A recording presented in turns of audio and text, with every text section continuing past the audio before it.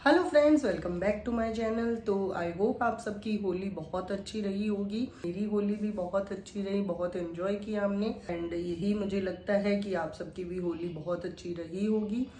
आज का जो वीडियो है उसमें मैं आपको एक केस बताऊं, जो कि मेरा एक केस है 5 महीने पुराना। अब ये 5 महीने बाद मैं आपको ये केस क्यों डिस्कस कर रही हूँ, क्यों बता रही हूँ, ये आपको इस वीडियो में पता लग जाएगा। ये केस है जब मैंने नया नया अपने इधर में ज्वाइन किया था। ऑलरेडी वो 8-10 महीने से वहाँ पे केस कंटिन्यू था, बट कोई रिजल्ट नहीं था। And then to check my potential उन्होंने मुझे वो फॉरवर्ड किया कि आप देखिए अगर ये केस आपसे कुछ हैंडल होता है तो। जब मैंने गो थ्रू किया उस केस की सारी अब तक की रिपोर्ट्स को देखा, उस केस में पेशेंट के साथ बातचीत की और मैंने क्या पाया कि ये एक केस है इनफर्टिलिटी का।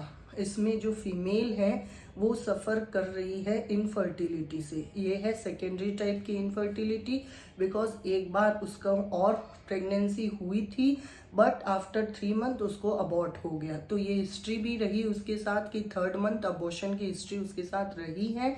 तो वो घबरा रहे हैं और इवन उसके बाद से कई साल हो गए उन्हें कोई बच्चा नहीं हो रहा। ये जो कपल है वो जगह जगह घूम रहा था, एक पेशेंट एक गायनी से दूसरा गायनिक, दूसरे से तीसरा गायनिक के पास, और उन्हें एक अलग ही नए तरीके से कोई ना कोई उनकी बीमारी सामने आ रही थी। उन्हें ये समझ ही नहीं आ रहा था कि उनकी असली बीमारी क्या है और क्यों वो अभी तक इनफर्टाइल है, दोबारा से वो कंसीव क्यों नहीं कर पाए। उनको जो डॉक्टर ने उनकी, क्योंकि लोकल भाषा के अंदर समझाना होता है, तो उनको ये समझाया गया कि आपकी जो ट्यूब है वो ब्लॉक है और अब ये आपके बच्चा नहीं हो सकता, आपको आईवीएफ की तरफ जाना होगा। और वो आईवीएफ अभी नहीं करवाना चाहते थे, इसलिए उन्होंने होम्योपैथी की तरफ रुख किया। किसी ने उन्हें सजेस्ट किया तो वो कंटिन्यू 8-10 महीने से वहाँ पे भी आ रहे थे। लेकिन ये क्या इम्पोर्टेंट है इसके अंदर, हम होम्योपैथी के अंदर भी केस टेकिंग बहुत ज़्यादा इम्पॉर्टेंट होती है। आप कहते हैं कि होम्योपैथी टाइम टेकन है, लेकिन जहाँ अगर आप हिस्ट्री प्रॉपर नहीं देंगे तो हर केस एक लॉन्ग हो जाता है ट्रीटमेंट में। वो चाहे कोई भी पैथी हो, चाहे एलोपैथी हो, चाहे होम्योपैथी हो, अगर आपने हिस्ट्री भी ढंग से नहीं दी है या आपके डॉक्टर ने आपकी हिस्ट्री ढंग से नहीं ली है तो ऑफकोर्स आपको ट्रीटमेंट नहीं मिलेगा और आपके ये महीने टू महीने बढ़ता जाएगा। बट जब मैंने केस देखा, मैं आपके साथ शो करती हूँ कि फर्स्ट मैंने उनकी रिपोर्ट देखी, एक 13 जुलाई 2023 की उन्होंने किसी एक गायनिक से कंसल्ट किया था और उन्होंने करवाई तो उसे मिला राइट ओवेरियन सिस्ट। 19 जुलाई को उन्होंने फिर से दूसरी गायनिक को कंसल्ट किया। जब पूछा तो उन्होंने बोला कि हमने सोचा अगर इनकी रिपोर्ट में ये आया है और इन्होंने सर्जरी सजेस्ट की है तो हम किसी और से भी मिलते हैं, देखते हैं वो क्या बताते हैं। उन्होंने फिर से एक सोनोग्राफी करवाई 19 जुलाई 2023 में। चाहते तो वो उसको भी रिकमेंड कर सकते थे कि 13 को हुई है तो 19 को दोबारा करवाना नहीं चाहिए था, बट उन्होंने करवाई, वो भी डिफरेंट लैब से, डिफरेंट गायनिक डॉक्टर, और एक अलग ही बीमारी उन्हें पता चली जिसे बोला गया एंडोमेट्रियल पॉलिप। अब उसके इम्प्रेशन में ये आया, वो उसके अकॉर्डिंग ट्रीटमेंट शुरू किया, लेकिन उन्हें समझ नहीं आया कि एक बोल रहा है ओवेरियन सिस्ट है, एक बोल रहा है एंडोमेट्रियल पॉलिप है क्या। अक्टूबर के टाइम में फिर से वो किसी गायनिक को कंसल्ट किए और उसके अंदर निकला क्या, यूट्राइन फाइब्रॉइड है उनको, 2 फाइब्रॉइड्स थे उनके यूट्रस के अंदर, साथ ही एक चॉकलेट या फिर हेमरेजिक ओवेरियन सिस्ट मिली जो कि लेफ्ट साइड में। अब पहले की जब ओवेरियन सिस्ट थी वो राइट साइड में थी और जुलाई, अगस्त, सितंबर, अक्टूबर 4 महीने के बाद जब रिपोर्ट हुई तो बताया गया कि उसकी लेफ्ट ओवेरियन सिस्ट है। वो खुद बहुत ज़्यादा परेशान हो गए कि हमने 3 गायनेकोलॉजिस्ट को दिखाया और तीनों ने ही सोनोग्राफी करवाई और तीनों की ही सोनोग्राफी में कुछ अलग ही कहानी उनके सामने आई। इसीलिए वो परेशान हुए और उन्होंने होम्योपैथी की तरफ रुख किया। अब होम्योपैथी में भी वो ट्रीटमेंट तो ले ही रहे थे, उन्हें नहीं समझ में आ रहा था कि क्या करना चाहिए। मैंने जब देखा तो मैंने उन्हें बोला कि इस चीज़ में घबराने की ज़रूरत नहीं है। पूरा मैंने उनकी केस टेकिंग की, मुझे 2 से 3 घंटे लगे उनकी केस टेकिंग लेने के अंदर। मैंने उनकी मेंस्ट्रुअल हिस्ट्री इम्पोर्टेंट रखी, वो नहीं देखा कि हर सोनोग्राफी एक अलग डायग्नोसिस दे रही है। अगर सिस्ट है तो इट्स मीन उन्हें मेंसेस नहीं होने चाहिए थे, और अगर फाइब्रॉइड है तो उन्हें एक्सेस ऑफ मेंसेस हो सकता था, यानी ब्लड फ्लो बहुत ज़्यादा हो सकता था। जब मैंने उनकी हिस्ट्री ली तो मुझे ये पता लगा उन्हें बहुत ज़्यादा ब्लीडिंग होती है, और कई बार तो ऐसा होता है कि उन्हें 7-8 दिन से या 15 दिन से ही ब्लीडिंग होना शुरू हो जाता है। तो उन्हें ये प्रॉब्लम सबसे ज़्यादा है कि उनकी ब्लीडिंग बहुत ज़्यादा होती है, और वो क्यों इसलिए ब्लीडिंग हो रही है तो कंसीव भी नहीं हो पा रहा है। और जब मैंने उनकी पूरी हिस्ट्री ले ली उसके बाद मैंने उन्हें सजेस्ट की सिर्फ 2 होम्योपैथिक मेडिसिन अकॉर्डिंग टू उनकी टोटलिटी ऑफ सिम्टम्स पे। जब उन्होंने अपना वो ट्रीटमेंट कंटिन्यू किया और कुछ दिनों के बाद जब वो मेरे पास आए तो उन्होंने बताया कि अभी उनको जब मेंसेस हुए हैं तो मेंसेस पहले से कंपैरेटिव कम है और ब्लीडिंग भी उतनी नहीं हुई है। मैंने उन्हें फिर 15 डेज के लिए दिया मेडिसिन और बोला कि 15 डेज के बाद में आप मुझसे मिलना। उसके बाद जब वो मेरे पास आए तो उन्होंने बताया कि उन्हें कुछ नोजिया वोमिटिंग जैसा दिक्कत होता है, इवन उन्हें कार सिकनेस भी है, वो कहीं पे भी इतना ट्रेवल नहीं कर पाएंगे।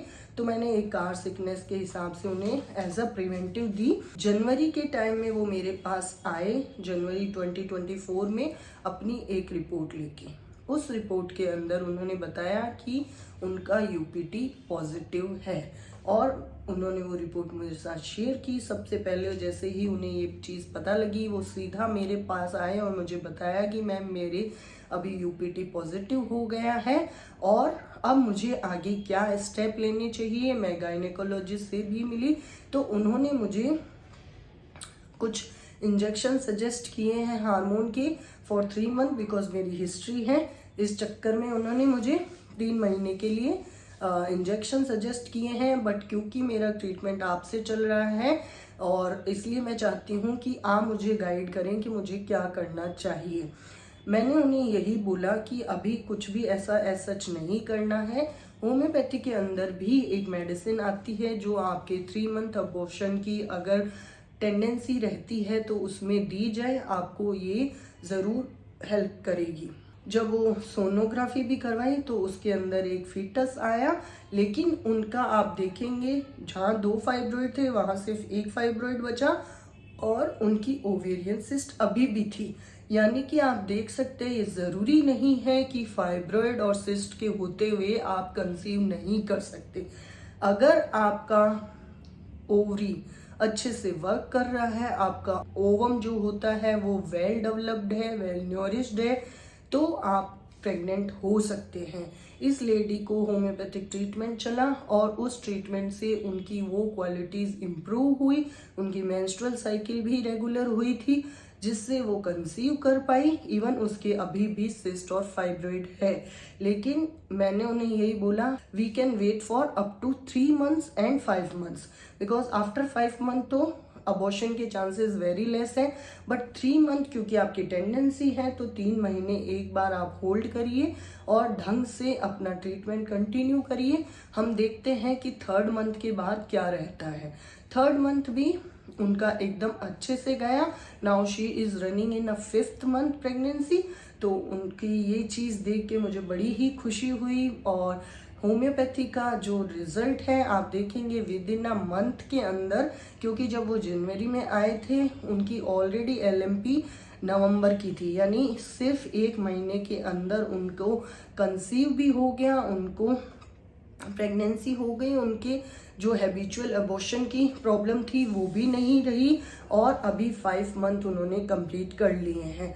जब भी उनका डिलीवरी होगी I will share with you the details, और तब तक के लिए उनकी जितनी भी मैंने ANC जो 3rd मंथ में हम चेकअप करवाते हैं एंटीनेंटल केयर, उसके चेकअप में उनका हीमोग्लोबिन भी बहुत अच्छा है, उनका BT-CT भी अच्छा है, इवन जो सोनोग्राफी आई है वो भी अभी सही है।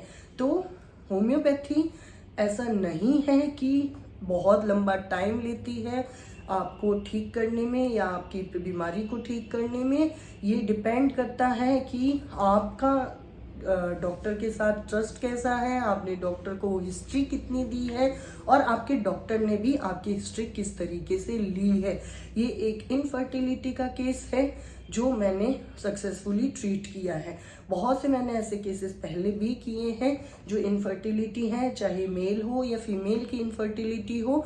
और ये एक अलग सा केस था जिसमें पेशेंट खुद डॉक्टर टू डॉक्टर घूम रहा था और हर एक डॉक्टर की जो रिपोर्ट्स थी सोनोग्राफी की वो डिफरेंट थी, जिसकी वजह से वो और ज़्यादा पैनिक हो रहा था। तो आपको भी जगह जगह नहीं घूमना है, डॉक्टर के साथ अपना फेथ रखना है। इनफर्टिलिटी के केसेस में भी ज़रूरी नहीं है कि आप आईवीएफ की तरफ ही जाएं। होम्योपैथी भी बहुत अच्छे से इनफर्टिलिटी को ट्रीट कर सकती है। तो आप प्लीज़ आईवीएफ से पहले एक बार अपने नियर बाय होम्योपैथ डॉक्टर से ज़रूर मिलें और उनसे इसके बारे में कंसल्ट करें। और इसके रिगार्डिंग अगर आपको मुझसे कोई भी कंसल्टेंसी चाहिए तो मेरे नीचे डिस्प्ले व्हाट्सएप नंबर पे आप मुझे मैसेज कर दीजिए, मैं आपको ज़रूर रिवर्ट बैक करूँगी। और जैसा कंसल्टेंसी लगेगा मुझे आपको देनी चाहिए, मैं ज़रूर आपको दूंगी। अगर आपको मेरा ये वीडियो पसंद आया है तो please do like, share and comment on my video. Also please subscribe my channel. अगर आपने मेरे चैनल को अभी तक सब्सक्राइब नहीं किया है तो प्लीज़ मेरे चैनल को ज़रूर सब्सक्राइब कर ले। पास में जो बेल बटन आइकन है उसे ऑन कर ले ताकि मेरे वीडियोज़ का नोटिफिकेशन आपको मिलता रहे। तब तक के लिए stay healthy, stay safe, take care, bye bye.